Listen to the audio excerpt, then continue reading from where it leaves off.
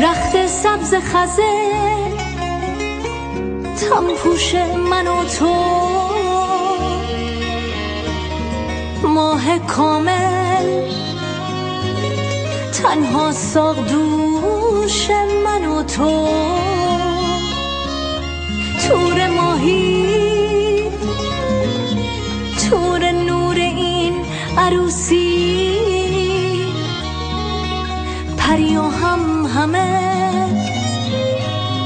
فالگوش من و تو. بزر آهنگ قلب من برس، به قصد از خوشی مردن برس، به فکر از نو سر رفتن برس، به نام خوب مرد و زن برس، به شوق شبنم فردا، به یاد بهترین رویا برس،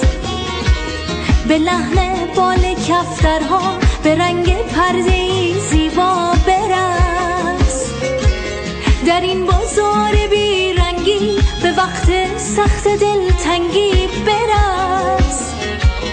کنار مردم سنگی همین جور به این قشنگی برس، به ضرب آهنگ قلب من برس، به قصد از خوشی مردن برس، به فکر از نو سر رفتن برس، به نام خوب مرد و زن برس، به ضرب آهنگ قلب من برس، به قصد از خوشی مردن برس، به فکر از نو سر رفتن برس، به نام خوب مرد و زن برس.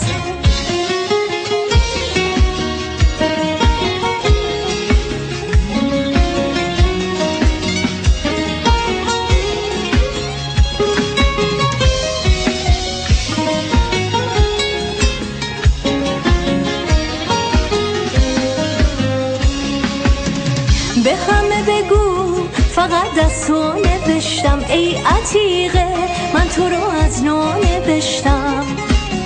در سفرهایم تو رو بی وقفه گفتم، از تو گفتم تا که از غزل نیفتم. به همه بگو سحر در راهه، آتیش بازی ته شب سیاهه، رد شو از این قفس و سربند، برقص و برقص به لطف این لبخند، به ضرب آهنگ قلب من برس،